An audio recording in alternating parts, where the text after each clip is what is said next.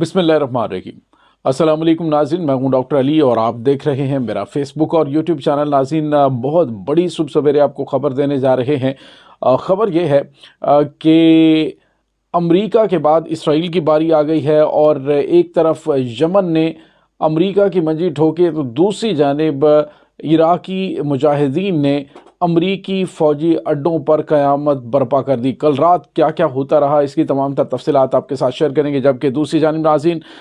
एक और बड़ी ख़बर आ गई है और वो ये है कि इसराइली फ़ौज का एक अहम पिलर वो उड़ा दिया गया है। और नाज़रीन, इसके साथ ही एक और बहुत बड़ी ख़बर और वो है कि इसराइल के बारे में एक ऐसी रिपोर्ट जारी कर दी गई है कि इसराइल गुज़िश्ता 20 साल पीछे चला गया है।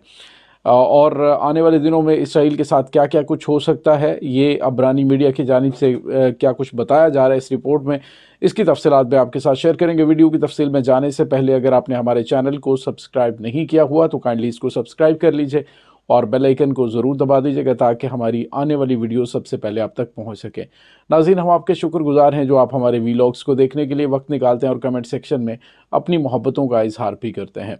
नाज़रीन, बहुत सारी खबरें हैं, उससे जुड़ी हुई बहुत सारी खबरें हैं। एक तो ये कि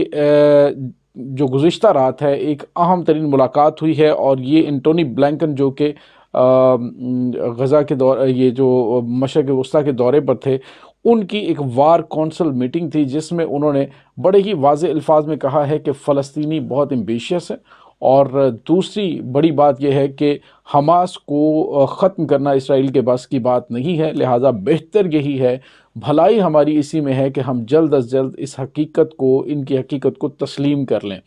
और नाज़रीन, हकीकत को तस्लीम करने से मुराद यही है कि जो एक आज़ाद फ़लस्तीनी रियासत है उसके क़याम के हवाले से जो इक़दामात हैं वो तेज़ किए जाएँ। नाज़रीन, यहाँ पे आपको ये बताते चलें कि एंटोनी ब्लिंकन जो है वो इस वजह से भी ये अमन माहिदा जल्द अज जल्द चाहते हैं क्योंकि यमनी मुजाहिदीन और ख़ास तौर पर इराक़ के अंदर अमरीका के लिए मुश्किल तरीन हालात शुरू हो चुके हैं। अमेरिका जो ये समझ रहा था कि वो ख़ित्ते में आग लगाकर बड़े सुकून और चैन से रह सकेगा, तो ऐसा नहीं। नाज़रीन, 150 से ज़ायद हमले अमरीकी फ़ौजी अड्डों पर इससे पहले हो चुके हैं जिसमें मुतअद्दिद इसराइली और अमरीकी ठिकाने जो थे वो तबाह हो चुके हैं। नाज़रीन, आज एक ताज़ा तरीन हमला हुआ है। ये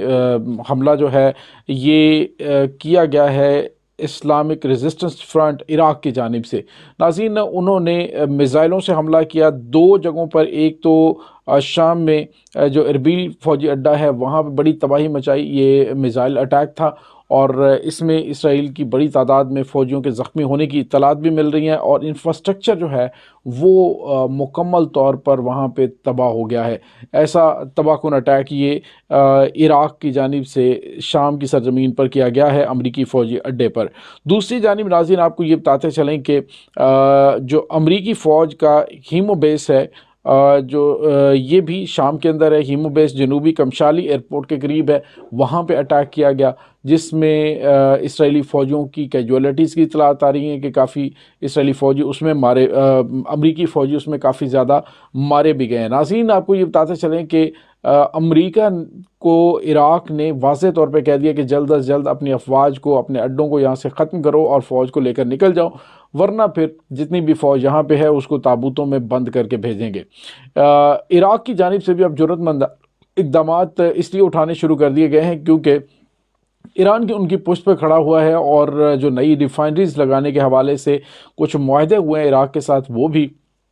उसमें भी ईरान की जानिब से यही कहा गया है कि उसी सूरत में काम करना पॉसिबल होगा जब तक ख़ित्ते से अमेरिका नहीं निकल जाता। तो नाज़रीन, अब दोनों तरफ से मार पड़ रही है। कल आपको पता है कि अमेरिका ने कहा जी हमने तो मिज़ाइल इंटरसेप्ट कर लिए थे जो यमन की जानिब से दागे गए थे, लेकिन यमनियों ने वो वीडियो जारी कर दी है जिसमें उन्होंने अमेरिका के जंगी बहरी बेड़े को उड़ाया है। और नाज़रीन, अमेरिका के बेड़े को उड़ाना ये बहुत गैर मामूली है। अब दीगर जो ममालिक हैं उनको भी कान हो गए हैं कि हमने अमेरिका के साथ इस इत्तेहाद में शामिल नहीं होना। अमेरिका की जानिब से कहा गया उस हमले के बाद कि यहाँ पे हालात बड़े ख़राब हैं اور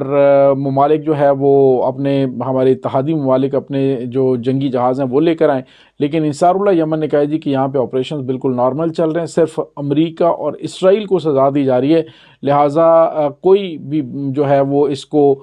بحر احمر کو اگر آپ چاہتے ہیں کہ یہاں پہ ہتھیار جمع ہوں اور جنگ ہو تو جنگی ماحول ہم نہیں بنا رہے، ہم صرف اور صرف اسرائیل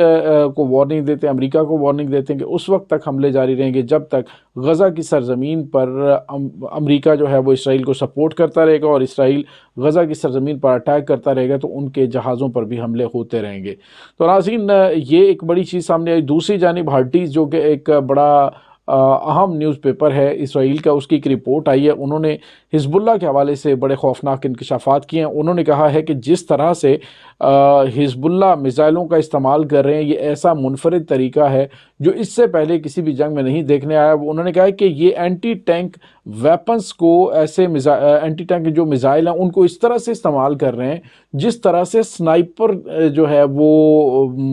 یوز کیا جاتا ہے، سنائپر ویپن کے طور پہ اسے استعمال کر رہے ہیں اور بالکل پن پوائنٹ کے اوپر جا کر وہ ٹارگٹ کو ہٹ کر رہا ہے، تو اس کو روکنا ناممکن ہے۔ ناظرین ایک اور بڑی خبر ہے، یہ اسرائیلی میڈیا چینل 12 کی جانب سے ہے، انہوں نے ایک رپورٹ کی، انہوں نے کہا ہے کہ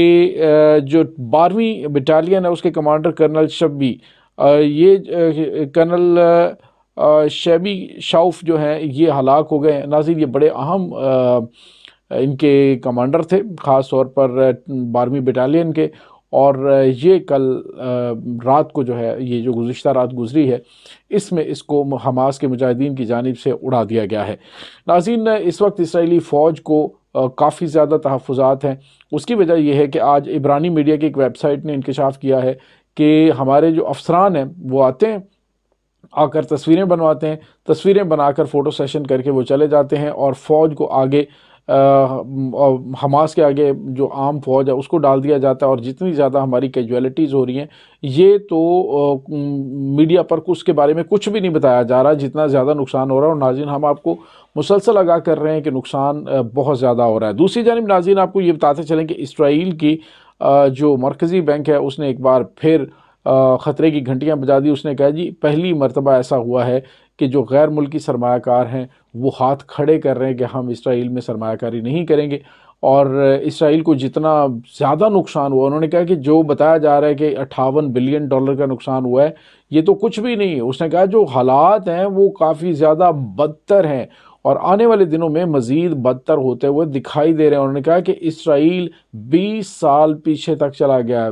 20 سال جہاں سے پہلے اس نے سفر شروع کیا تھا اب بھی وہاں پہ جا کھڑا ہوا ہے، اب اس کو کم از کم 20 سال لگیں گے کہ شاید یہ حالات بہتری کی طرف اس کے آئیں، لیکن لگتا نہیں، کیونکہ آنے والے دنوں میں بدتر حالات کی وارننگز تمام ڈپارٹمنٹس کو جاری کر دی گئی ہیں۔ تو ناظرین یہ اس وقت اسرائیل کے اندرونی حالات ہیں۔ معاملات یہ ہیں کہ جو غیر ملکی سرمایہ کار ہے اگر وہ نہیں آئے گا اور کوئی بھی شپنگ کمپنی ہے وہ ان کا جہاز نہیں لے کے آنے کے لیے تیار، کیونکہ جو بھی جہاز آتا ہے اس پہ حملہ ہو جاتا ہے، اور بڑی بڑی جو ان کے دوست ممالک ہیں ان کی جانب سے اب یہ کہا جا رہا ہے جی کہ کسی بھی طریقے سے جنگ بند کرو اور ہماری بھی جان چھڑواؤ، خود بھی سکھی ہو۔ لیکن ناظرین حزب اللہ کی جانب سے، حماس کی جانب سے، انصار اللہ یمن کی جانب سے صرف ایک ہی مطالبہ ہے، اور وہ ہے کہ ناجائز صہیونی ریاست جو ہے پہلے وہ حملے بند کرے گی، اپنی فوج کو یہاں سے نکالے گی، جس کو خیر انہوں نے نکالنا بہانے سے شروع کر دیا ہے، اور اس کے بعد پھر یرغمالیوں کی رہائی کے حوالے سے بات ہوگی۔ اسماعیل ہنیہ جو کہ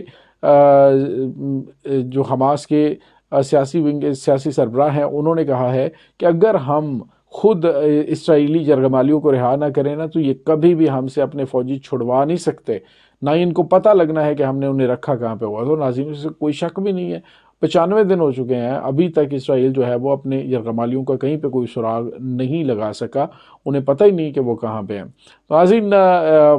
جو مجاہدین ہیں وہ بڑی بڑی کامیابیاں سمیٹ رہے ہیں، اسرائیل اور امریکہ اس وقت گھٹنوں پہ آتے ہوئے دکھائی دے رہے ہیں۔ آئندہ